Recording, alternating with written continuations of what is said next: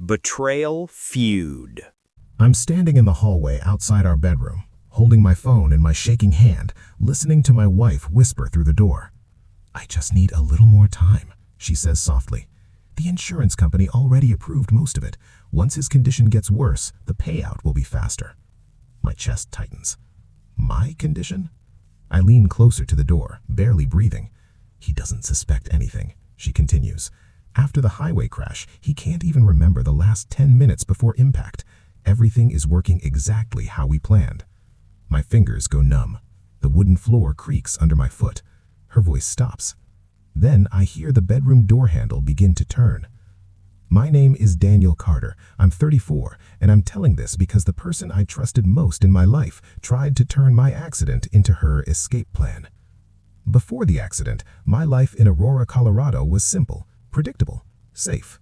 I worked as a civil engineer for the city. Nothing glamorous, mostly reviewing road designs, drainage systems, and construction permits. But I liked it. It was stable. And I had Angelina Carter. She had this warm smile that made strangers comfortable instantly. Long dark hair, confident posture, and a calm voice that always made me feel like everything would be okay.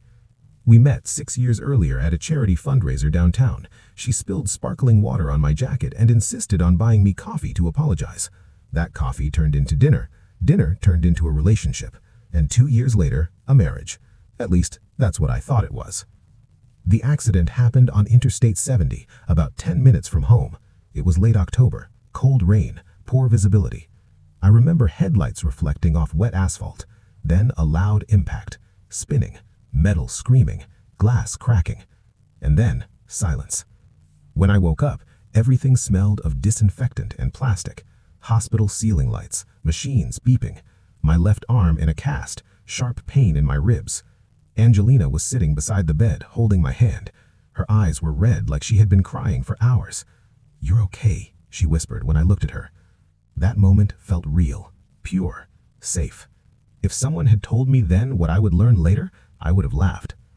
The doctors said I was lucky. A concussion, 2 broken ribs, a fractured wrist, deep bruising across my shoulder and back. But alive, very alive. Angelina became perfect. She cooked every meal, helped me shower, scheduled my medication, drove me to physical therapy. She never complained, not once. Every morning she would say, "We'll get through this together." Every night she would kiss my forehead. And yet, something felt wrong. Not immediately, not clearly, just small things. About 2 weeks after I came home, I woke up late one night. Angelina wasn't in bed. I heard her voice downstairs in the kitchen, quiet, careful, like she didn't want to wake me. I walked halfway down the stairs before she noticed. She ended the call immediately. "Who was that?" I asked. She smiled quickly. "Insurance company, paperwork stuff." I nodded. That made sense. At least it did then. The concussion left me with a strange problem. I couldn't remember the final moments before the crash. Doctors said that was normal, but Angelina seemed unusually interested in that detail. "Do you remember the truck?" she asked one afternoon. "No." "The sound before impact?" "No." "Anything unusual?" "No." Each time she looked relieved. At the time, I thought she was just processing trauma. Now I know better. 3 weeks after the accident, an insurance representative visited our house. A polite man in a gray suit. He asked questions about the crash. Angelina answered most of them, confidently. Too confidently. "She's been amazing," the man told me. "Most spouses struggle with this situation." Angelina smiled modestly. I remember feeling proud of her. That memory makes me sick now. Angelina started encouraging me not to return to work yet. "Take more time," she'd say. "You're still fragile. Stress could slow recovery." She wasn't wrong, but she was persistent, almost invested in my weakness. One afternoon while she was grocery shopping, I dropped my phone under the couch. When I reached down to grab it, I found a manila folder pushed deep under the sofa. It wasn't mine. Inside were insurance claim copies, medical summaries, and printed emails. And one document highlighted in yellow. Maximum payout conditions, long-term disability clause. My stomach tightened. Why was this highlighted? Why hidden? Why under the couch? I put everything back exactly how I found it. When Angelina returned, I watched her differently. For the first time in my marriage, I felt afraid of my own wife. That evening she brought me tea and smiled. "Pain level today?" "Better," I said. She looked disappointed for half a second. Then the smile returned. That was the moment I knew something was deeply wrong. Angelina began taking calls outside, in the garage, on the porch, in the bathroom with the fan running. She had never done that before, not once in 6 years. At physical therapy, my therapist said something unexpected. "You're healing faster than average." That should have been good news, but my chest tightened again, because Angelina was waiting in the car, and I knew she wouldn't like hearing that. That night, I lied. "My chest pain is worse," I told her. Her reaction was immediate, concern, but underneath it, relief. She hugged me tightly. "We'll get through this," she said. But her voice sounded different now. Practiced. Which brings us back to tonight. Standing in the hallway, listening, realizing the accident wasn't the worst thing that happened to me. My marriage was. And when the bedroom door begins to open, I have to decide whether to pretend I heard nothing or finally learn the truth about the woman I married. When the bedroom door opened, I stepped back quietly and moved down the hallway before Angelina could see me standing there. My heart was racing so fast I felt dizzy. A second later, Angelina walked into the hallway. "You okay?" she asked. Her voice sounded normal. Too normal. I forced a tired smile. "Yeah, just going to the bathroom." She studied my face for a moment, like she was checking something invisible. Then she nodded and went back into the bedroom. That was the moment I decided something important. I would pretend I didn't know. Because if she really was planning something involving insurance money and my health, confronting her too early could be dangerous. I needed proof. Real proof. And I needed to understand why. That night I lay in bed beside Angelina, staring at the ceiling. She slept peacefully. Or pretended to. I kept replaying the phone conversation in my head. Everything is working exactly how we planned. We? Who was we? That word scared me more than anything else. This wasn't just my wife. Someone else was involved. The next morning, I made a decision. If Angelina wanted me fragile, I would become fragile. I moved slower, spoke softer, pretended my ribs hurt more. Her behavior confirmed my suspicions immediately. She became warmer, kinder, almost cheerful. It was disturbing how connected her mood was to my weakness. Over the next few days, I paid attention to everything. Angelina checked the mailbox the moment letters arrived. She kept her phone on silent constantly. She locked her laptop, something she never did before. At night, she sometimes smiled while texting. Not at me, at someone else. I needed help, but I couldn't risk calling family. They loved Angelina. Instead, I called someone I trusted from years ago, Marcus Bennett, my college roommate. He lived in Denver, about 40 minutes away. Marcus worked in insurance investigations. I hadn't spoken to him in almost a year. When he answered, his voice was the same as always. "Danny, you alive?" "Barely," I said. Then I told him everything. The accident, the phone call, the documents, Angelina's behavior. There was a long silence. Then Marcus said something that made my stomach drop. "Danny, accidents tied to insurance claims sometimes aren't accidents." 2 days later, I told Angelina I had a follow-up medical appointment. Instead, Marcus picked me up from a pharmacy parking lot. He looked older, but still sharp-eyed. "You look terrible," I said. "Thanks." We drove to a small diner off Colfax Avenue. I showed him photos of the documents I secretly took from under the couch. He studied them quietly. Then he asked a question I hadn't considered. "Who benefits the most if you don't fully recover?" "My wife," I said. Marcus nodded. "That's usually where you start." Marcus said he could legally access the accident report through his work connections. 2 days later, he called. "Danny, something strange." My chest tightened. "The truck that hit you never stopped." "What?"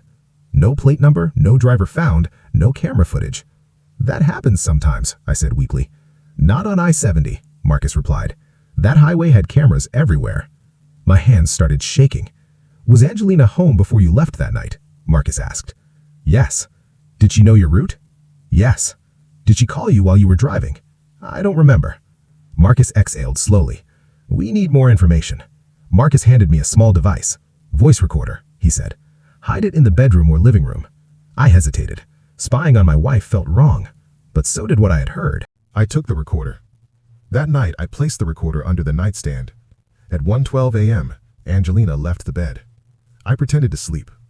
She went downstairs. The next morning, I listened to the recording in the bathroom with the shower running. Angelina's voice was clear. "So what if he's improving? We still have time." My stomach twisted. Another voice answered through the phone speaker. A man. Calm. Confident. "You said the crash caused long-term issues." "It did," Angelina replied quickly. "He still has memory gaps." "Good," the man said. Once the disability status is confirmed, things move forward. I played the recording to Marcus. He asked one question. "Do you recognize the voice?" I didn't, but Angelina knew him well. That much was obvious. Marcus suggested something risky. Track her schedule. So I did. Angelina left the house every Tuesday at 3 p.m. Same time, same outfit style, same perfume. Routine. That meant purpose. The following Tuesday, Marcus followed her car. I stayed home pretending to nap. An hour later, Marcus called. "You're not going to like this." My hands trembled. "She's meeting a man at a cafe in Lakewood." My chest felt hollow. "Are they close?" I asked. "Yes." That one word felt heavier than anything. Marcus sent me a picture. Angelina sitting across from a man in his 40s. Suit, glasses, professional appearance. She was smiling, the same smile she used when we first met. Under the photo, Marcus typed, "Insurance lawyer." That night, Angelina came home cheerful. She cooked my favorite dinner. She held my hand during a movie. She kissed my forehead before sleep. Every gesture now felt like performance. Marcus called later. "Danny, we still don't know one thing." "What?" "Was the crash planned or just used afterward?" That question haunted me, because I couldn't remember the final minutes before impact, and that missing memory suddenly felt very important. I looked at my reflection in the bathroom mirror. Bruised ribs, healing wrist, tired eyes. But my mind was clear now. If someone wanted me weak, I would get stronger. Quietly. I returned to physical therapy and pushed harder. I stopped pretending when Angelina wasn't watching. Recovery became my secret weapon. One evening, I stood up from the couch without using my brace. Angelina saw it. For a split second, fear crossed her face. Not concern, fear. Then she smiled again. "You're improving," she said, but her voice sounded uncertain now. For the first time since the accident, I felt something shift. The balance was changing, and Angelina knew it. By the beginning of December, I was no longer the fragile man Angelina believed I was. I could walk normally. My ribs barely hurt. My wrist was almost healed. But I continued the act. Because Marcus was right about one thing. Truth reveals itself when people feel safe. And Angelina still felt safe. Marcus and I created a simple plan. We wouldn't confront. We wouldn't accuse. We would document everything. Phone recordings, meeting photos, insurance paperwork, timeline notes. If Angelina was planning fraud, or worse, proof mattered, not emotion. Another Tuesday arrived. Angelina left at 3 p.m. again. Marcus followed. This time, he sat inside the cafe close enough to hear. Angelina and the insurance lawyer spoke quietly, but Marcus caught enough. Later that night, Marcus played the recording for me. Lawyer. Medical reassessment is scheduled soon. Angelina. What if he passes? Lawyer. Then the claim accelerates. Angelina. And if he doesn't? Lawyer. Then we rely on neurological impairment. My hands clenched. I had never imagined my own future being discussed like a business plan. Marcus found him. Thomas Grady, insurance litigation specialist, known for aggressive settlements, and one past investigation involving false injury claims. That wasn't proof, but it wasn't comforting either. The same week, something unexpected happened. While driving with Marcus, I suddenly remembered something from the night of the crash. A call. Angelina calling me while I was driving. Her voice sounded panicked. "Turn back, you forgot something important." I remembered checking my mirrors, slowing down, then headlights behind me, then impact. My hands started shaking. "Danny, I remember." Marcus helped me access my call logs from that night. Angelina had called me 3 times within 2 minutes before the crash. That wasn't coincidence. That was distraction. 2 nights later, I found something else. Angelina's car trunk was slightly open. Inside was a small gas can. Empty. I stared at it for a long time, then quietly closed the trunk. My heart was pounding again. Things were getting darker. Marcus said we were close, but not ready. We need them to say it clearly. Intent matters. So we prepared something risky. I would tell Angelina the doctor scheduled a final neurological evaluation, and I would lie. I would say the doctor believed my memory loss might never go away. That night, at dinner, I said it casually. The doctor thinks the memory loss might never go away. Angelina froze, just for a second. Then she reached across the table and squeezed my hand. "We'll manage," she said. But her eyes were shining, not with sadness, with excitement. At 12:47 a.m., Angelina left the bedroom again. The recorder captured everything. Angelina whispered into the phone. "He believes it now." A pause. Then she said the words that changed everything. "The highway crash should have worked, but this is safer." My entire body went cold listening to that recording. Marcus didn't speak for several seconds after hearing it. Then he said quietly, "That's intent." Marcus suggested involving authorities, but I wanted something first, the truth from Angelina herself, so we planned the final confrontation. Marcus would be nearby, recording ready, police waiting if needed, and I would finally stop pretending. Angelina went to meet Thomas Grady again. This time, I followed them myself. Walking into that cafe felt unreal. Angelina looked up. Her face turned pale. "Daniel?" Thomas Grady stood slowly, confused. I sat down across from them. My voice was calm. "I remember the phone call before the crash." Angelina's hands began shaking. Thomas Grady grabbed his briefcase. "I think I should leave," he said. "No," I replied. "You should stay." Because Marcus had just walked in behind me, and the recorder in my pocket was running. Angelina looked at me like she was seeing a stranger, and for the first time, she was the one who looked afraid. The cafe in Lakewood suddenly felt very small. Angelina sat frozen across from me, her fingers gripping the edge of the table so tightly her knuckles turned pale. Thomas Grady looked between us, calculating.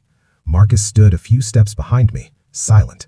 For a moment, nobody spoke. Then Angelina tried to smile. "Daniel, what are you doing here?" Her voice was soft, careful, the same tone she used during my recovery, but it didn't work anymore. "I remember the night of the crash." Her expression cracked, not dramatically, just enough.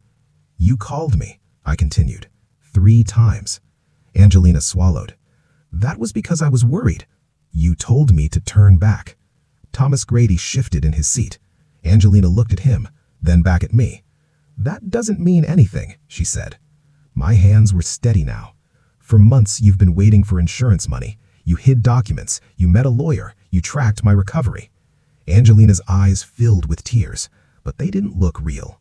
I placed my phone on the table and pressed play. Her voice filled the air. "The highway crash should have worked, but this is safer." The cafe noise faded into silence around us. Angelina stopped breathing for a moment. Thomas Grady stood up immediately. "I was given incomplete information," he said quickly. "I'm not involved in any—" Marcus stepped forward. "Sit down." Thomas slowly sat again. Angelina's shoulders dropped. The performance ended.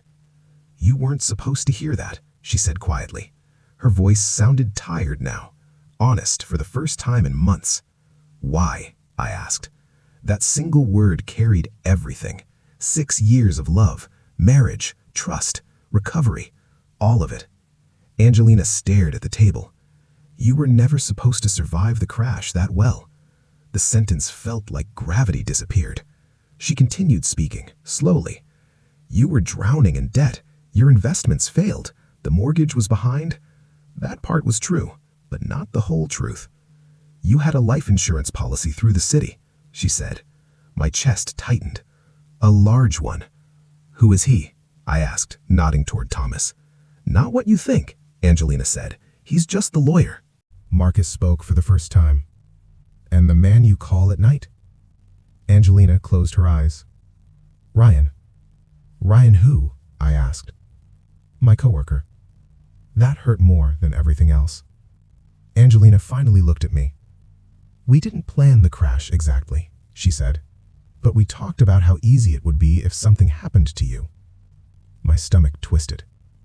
"Ryan said insurance companies rarely question highway accidents." The world felt distant, unreal. "The night you drove in the rain," she continued, "I called you to distract you." There it was. The truth. Simple. Clear. Final. expected anger. Instead, I felt empty. 6 years of marriage ended in one quiet cafe conversation. "You sat beside my hospital bed," I said. Angelina nodded, crying now. I didn't know what else to do. That sentence said everything. Marcus stepped outside and made a call. Angelina didn't move. Thomas Grady looked like he wanted to disappear. 10 minutes later, 2 officers entered the cafe. No shouting, no drama, just quiet conversations. Angelina didn't resist. She looked at me one last time. "I did love you once," she said. I believed that part, but it didn't matter anymore. The investigation took months. Ryan was identified quickly. Phone records confirmed everything. Financial messages, planning conversations, insurance discussions. I didn't attend most of the legal proceedings. I didn't need to. I already knew the truth. Spring came to Aurora slowly. Snow melted, trees turned green again. For the first time since the accident, I felt calm. Not happy, but steady. My physical recovery finished long before my emotional one.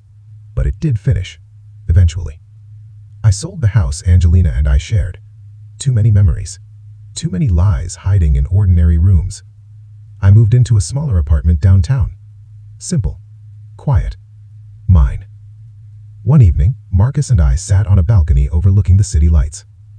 "You did the hard part," he said. "No," I replied. "Surviving was the hard part." Marcus nodded. "Fair." Sometimes people ask if I regret surviving the accident. I don't. Because the crash didn't end my life. It revealed the truth hiding inside it. And truth, no matter how painful, is better than living inside a lie.